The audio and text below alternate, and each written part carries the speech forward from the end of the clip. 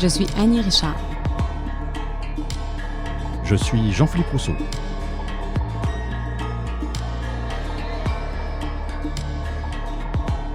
Vous écoutez Rétrocrime, le podcast d'enquête couleur sépia.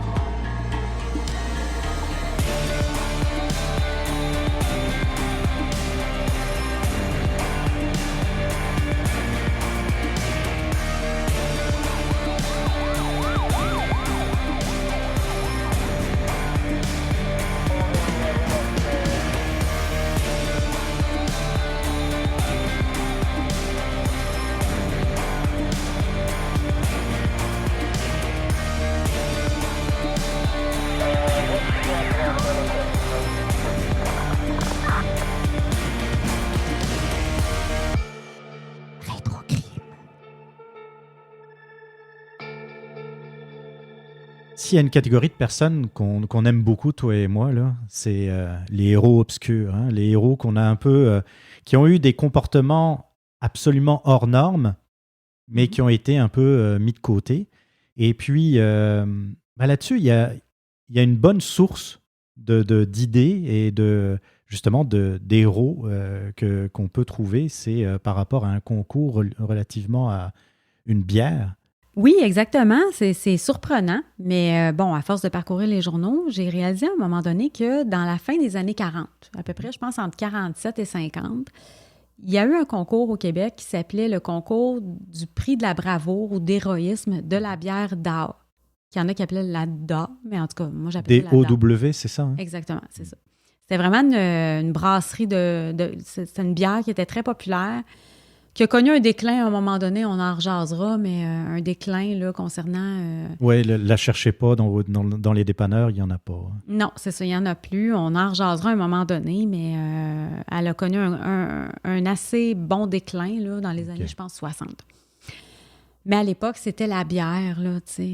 Puis, ce concours-là, c'était pour souligner des actes de bravoure qui étaient assez contemporains à cette époque-là. Là. C'était des actes de bravoure des années 40.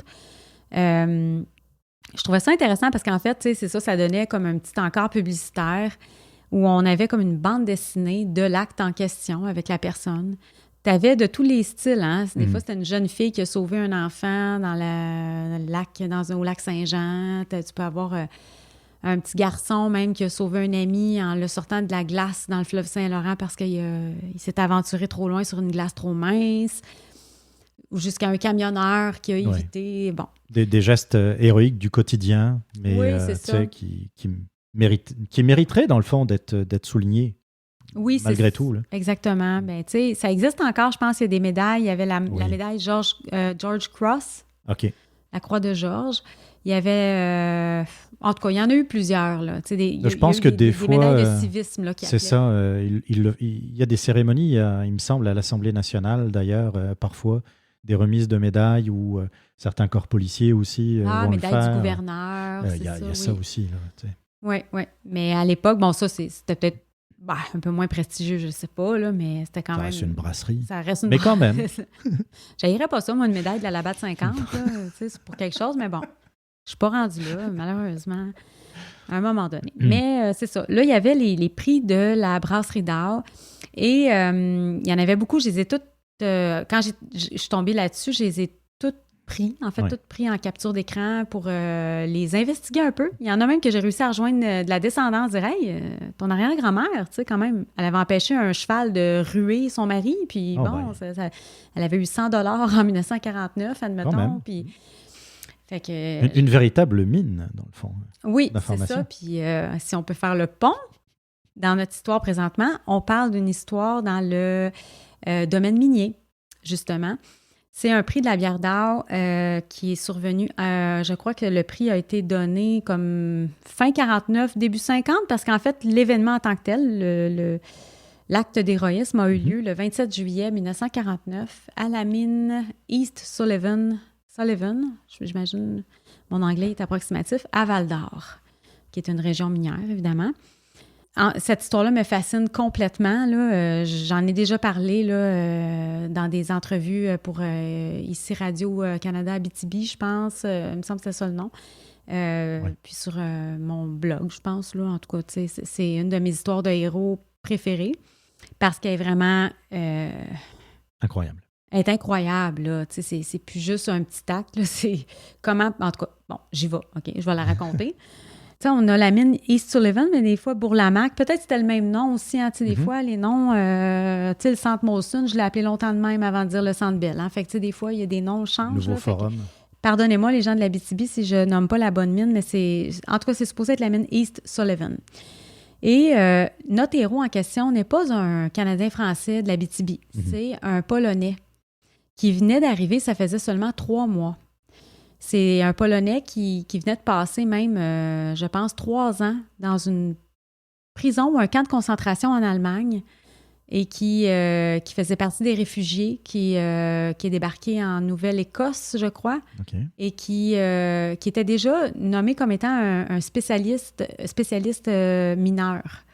Je l'ai même trouvé dans des registres de passage là, de bateaux. Mais il était un spécialiste des mines. Ça me fait penser, petite parenthèse, là, mais j'ai l'impression que c'est vraiment un savoir-faire polonais parce que je me souviens que dans le nord de la France, il y a une grande région minière également, mais charbon.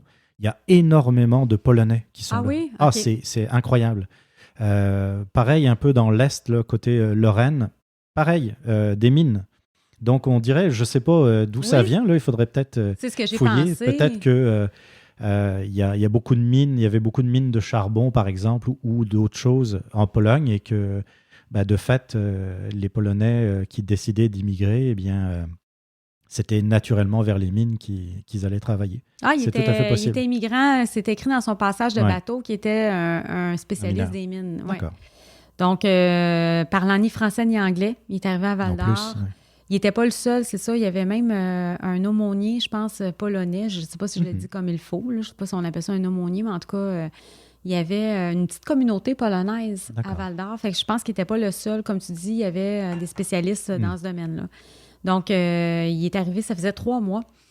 Malgré, il devait être bon, là, parce que malgré qu'il ne parlait pas la langue, ça coulait, là, le travail. Là, ça allait bien. Là. Fait qu'il devait savoir qu'est-ce qu'il fallait qu'il fasse. Parce que, tu sais, à un moment donné, c'est pas ta langue. Tu comprends pas s'il faut que tu te fasses trainer, si on peut dire, entraîner pour faire le travail, mais ça serait compliqué. Et là, bon, ce fameux 27 juillet 1949-là, il était, je pense, en tout 7 hommes, c'est-à-dire lui, le Polonais, qui s'appelait Wacław Koltan, mais je pense qu'on nomme Vaclav. Parce que je pense que ça se nomme comme ça. Moi, j'arrête pas de dire Wacław parce que, bon, je suis pas habituée de prononcer. Mais Vaclav, c'est vrai que c'est un prénom assez courant. Oui, c'est assez courant en Pologne. Entre autres en Pologne, mais Vaclav, oui, tout à fait. De toute façon, je l'appelle quasiment toujours Koltan. Oui. Je l'appelle par son nom de famille.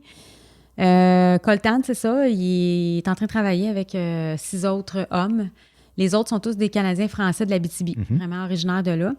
Et là, la mine où ils sont, là, permettez-moi de juste faire une parenthèse que ça n'est pas mon domaine, hein, fait que j'y vais avec le plus. J'ai consulté des gens, tout ça, mais soyez indulgents, c'est pas mon domaine. Mais je vais y aller du mieux. On ne fera pas semblant de connaître le sujet. Non, c'est 100%. Ça. Déjà, je suis quelqu'un qui se l'avoue là, dans ce temps-là. Là, je ne vais pas. Non, je ne tirerai pas l'élastique là-dessus, surtout pas dans ce domaine-là. Donc, ce qui se passait ce jour-là, c'est qu'il devait ouvrir la mine, apparemment. Tu sais, comme exploser le tunnel pour ouvrir plus loin le corridor de la mine. Pour accéder, dans le fond, à ce qui devait aller extraire, dans le fond, à ce qui était intéressant. Là. Probablement, c'est ça. Donc, Maurice Boucher, qui s'appelait celui qui allait faire exploser, qui allait ouvrir la mine, le corridor plus loin, allume sa dynamite, là, ou nommez-le comme vous voulez. Et là, c'est là qu'il y a beaucoup de gens qui se sont dit « Ah, mais oui, mais il y avait juste à enlever la mèche. » Parce qu'apparemment, que quand on allume un explosif, et là, c'est ça, comme c'est pas mon domaine, mais apparemment qu'il y a une façon de revenir en arrière en tirant sur une mèche ou... OK. Bon, OK, les gens qui savent sauront, mais faut pas oublier que même si l'image de la brasserie Dow qui ont fait la bande dessinée, c'était pas ce type d'explosif-là. Apparemment que c'était une affaire là, comme de plusieurs pieds de long. C'était pas une petite affaire et c'était pas apparemment le type d'explosif qu'on peut enlever la mèche. Fait que je fais juste le préciser parce qu'il y a tant de gens en dessous des publications qui disaient, ben ouais, mais oui, il avait juste enlevé la mèche. Peut-être, là, mais là, apparemment que dans ce cas-ci, c'était pas possible. Ça aurait été écrit, j'ai l'enquête du coroner, ça aurait été écrit, ben il était trop débutant pour penser enlever la mèche, ou, tu sais, je pense pas que c'est ça. Ouais. C'était vraiment pas ça. Je pense qu'il y avait plus de retour en arrière avec ce type d'explosif-là. Mais malheureusement, quand Maurice Boucher a voulu lancer son explosif, il y a en même temps un éboulis de roches, chose qui devait arriver dans des places comme ça, parce que justement, on explose tout, puis il y a eu un éboulis, puis il y a une très grosse roche qui a tombé sur lui. Mais l'explosif était déjà allumé, la mèche était déjà allumée. Donc, il était pris là. Pris là, puis bouché. Le trou, ce qu'on doit lancer, l'explosif est bouché par non seulement l'homme qui est là, mais la roche aussi qui vient de tomber. Ça a l'air que c'était une très grosse roche. Puis il y a encore sa main sortie avec l'explosif qui est en train de se consumer, là, la mèche, tu sais. Donc là, c'est sûr que là, Maurice Boucher était pris sous une roche, là, vraiment une très grosse roche. Là. Ça bouchait complètement, il ne pouvait pas envoyer l'explosif dans le couloir. Donc, finalement, mais trop tard, c'était déjà allumé. Donc, Coltan a pris l'explosif qui était allumé et a couru comme une flèche pendant que les autres se demandaient, mais qu'est-ce qu'il fait, là? Voyons, ils ne comprenaient pas la situation. Il part à courir comme ça. Et finalement, rapidement, ils ont compris que, ou en tout cas, ils ont compris, c'est sûr qu'ils ont dû être sonnés assez un bout de temps, là, parce qu'il a explosé. Il s'est carrément sacrifié, puis il s'est explosé, puis même à un point tel que ils ont été légèrement blessés. Puis c'est apparemment qu'il y a même un des mineurs qui a gardé toute sa vie un éclat d'os, un tout petit éclat d'os de Vaclav Coltan dans son œil. Fait qu'en fait, ce qui s'est passé, c'est que Coltan, probablement, quand il a vu ça, il s'est dit, on va tout y passer, là, tu sais, on va tout sauter. Là. C'était un explosif vraiment, là, tu sais, de gros calibre, là, je sais pas comment dire. Puis il s'est dit, mais comment tu peux, en tout cas, moi, c'est ça qui vient me chercher, c'est qu'il s'est dit, tant qu'à ce qu'on va tout y passer, m'a courir comme une gazelle à n'en plus finir, puis je vais y passer tout seul. Et c'est ce qu'il a fait. Puis ces hommes-là, les 5 autres, c'était tous des hommes qui étaient assez jeunes. Puis j'ai fait le calcul, là, parce que j'ai même des personnes qui ont écrit sous mes publications. Je le sais, je ne serais pas en vie présentement. C'est mon père Mon père est un de ceux qui a été sauvé par ce Polonais-là. Okay. Puis j'ai calculé, là, c'est en 49, là, il y aurait en ce moment pas loin de 250, peut-être 300 personnes de vivantes, si on va avec, mettons, une statistique, là, on s'entend, de personnes vivantes, parce que c'est comme 3 générations depuis, là, tu sais, une génération, c'est à peu près 25 ans, puis ça donne à peu près ça de personnes qui sont vivantes aujourd'hui en Abitibi-Témiscamingue, puis qui ne seraient pas là, parce que ces hommes-là n'étaient pas tous, ils avaient commencé à peine leur famille, c'était des hommes, pas tous de 20 ans, là, quand même, là, je me rappelle plus exactement les âges qu'ils avaient, mais il a sauvé plusieurs générations. Mais tu sais, c'est que dans la panique, en sachant que tu vas mourir, tu sais, déjà, il faut que tu gères dans ta tête très rapidement « je vais mourir ». Là, ce qui était relaté dans les journaux, c'est qu'il avait fait un acte d'héroïsme. Mais moi, je me disais « mais oui, mais tout d'un coup, tu sais, ce monsieur-là, ça le disait, tu sais, il parlait même pas français ni anglais. Est-ce qu'il pensait qu'il allait réussir à le pitcher? Est-ce que c'est quoi au juste? » Mais ce qui est ressorti dans l'enquête du coroner que je suis allée chercher, que j'ai obtenu à partir de la BANQ de l'Abitibi-Témiscamingue, c'est que il savait très, très bien, il paraît que c'est vraiment un bon employé, il savait ce qu'il faisait. Il savait très bien qu'il s'en allait se faire sauter c'était un adolescent, là. Il savait qu'il ne pouvait pas lancer ça. Peut-être qu'il a essayé, là, mais il y a eu la présence ou en tout cas le courage, là, on va se le dire, de se dire que c'est soit moi tout seul ou toutes nous autres. Anyway, moi, je vais mourir pareil, donc je vais courir comme un malade mental. Vaut mieux qu'il y en ait juste un sur... Puis je vais me sauter tout ça, je vais me sacrifier, puis les autres vont être vivants. Puis en plus, il venait de sortir d'un camp de concentration, d'une prison, en tout cas en Allemagne. Il venait de vivre quand même sûrement beaucoup de privations dans sa vie, là. Ouais. Il n'y a pas de famille, il n'était pas marié, tu sais. En tout cas, moi, il y a eu évidemment des funérailles civiques, là. Il y a une belle pierre tombale, je pense à Val-d'Or, là. OK. Puis, ben, il y a eu une médaille posthume. Sauf que ce qui se passait, c'est que vu que c'était un réfugié qui est arrivé ici, immigrant, en sachant même pas en fait, il pouvait même pas jaser avec les gens, fait qu'on savait très peu de choses sur lui. Tout ce qui a été... Ils ont réussi à sortir son dossier, en fait, un dossier de la guerre, si on peut dire, je sais pas, mais en fait, c'est relié à sa médaille de bravoure, en fait, le dossier qui a été sorti. Ça indiquait finalement que c'est un homme, c'est ça, qui est né en 1916 en Pologne, de religion catholique, qui a été... qui fait partie du International Refugee Organization, en tout cas, les réfugiés, depuis novembre 1947, qui a été éligible pour pouvoir... s'en aller vers Halifax, Nouvelle-Écosse, en 1948, pour ensuite s'en aller là, dans le département des mines à Val-d'Or.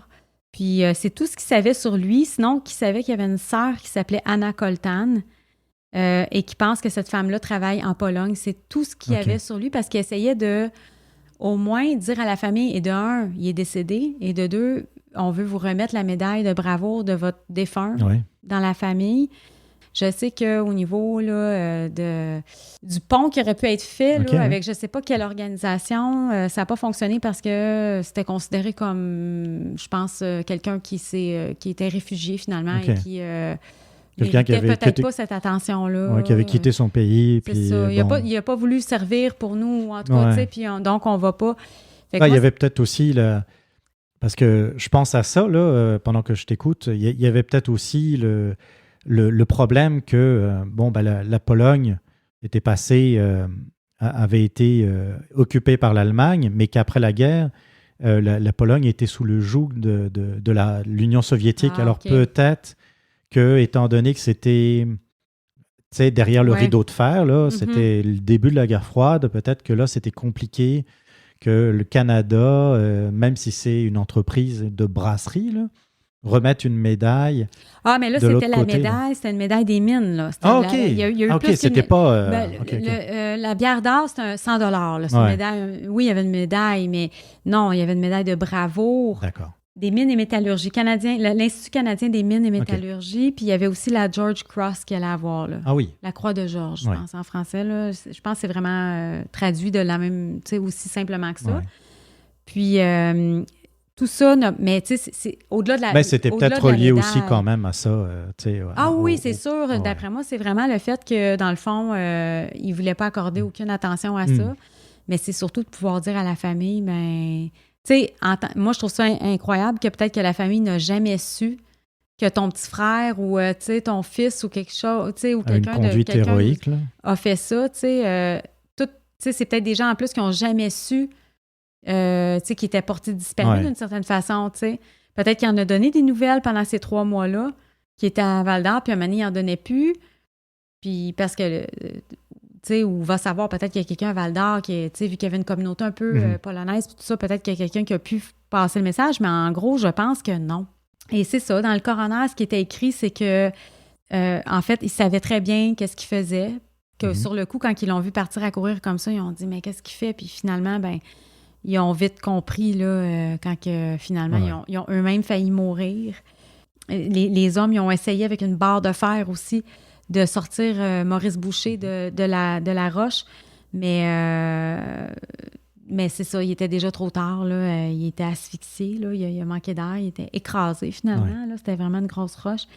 Eux, ils ont vu Koltan là, juste comme prendre de quoi, partir à courir, puis ça, je sais même pas, apparemment, c'était vraiment là, des morceaux. Là.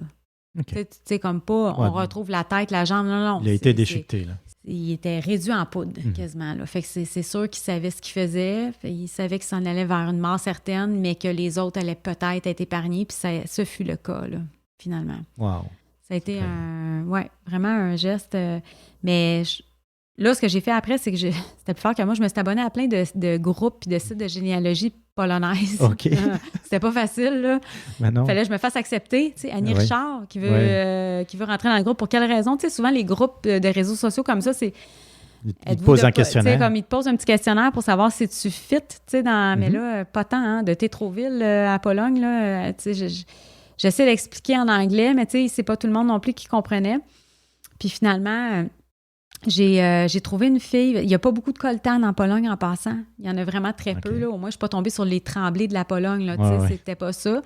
Puis j'ai découvert, il y en a même une, c'est une coiffeuse qui a l'air vraiment, qui est genre avec un Instagram avec beaucoup d'abonnés, là, qui a l'air comme une coiffeuse de vedette là-bas, je sais pas trop. Puis elle était quand même assez interpellée. Puis elle dit, ce serait pas étonnant. Elle dit, la prochaine fois que je vais voir ma grand-mère, je vais lui demander. Puis, mais finalement, j'ai pas eu de retour.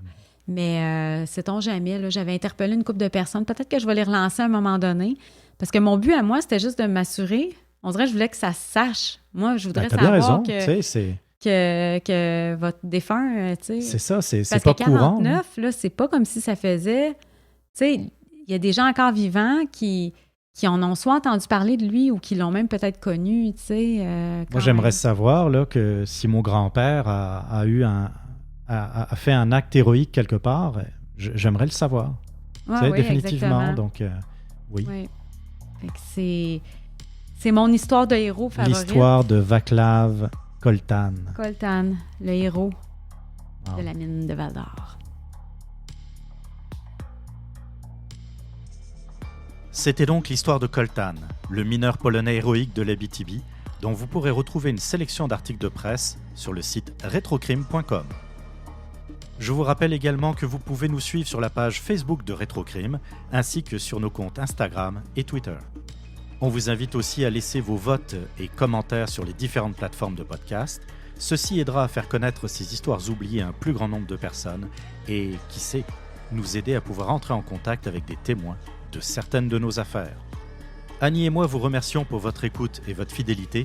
On se retrouve très bientôt. Bye bye.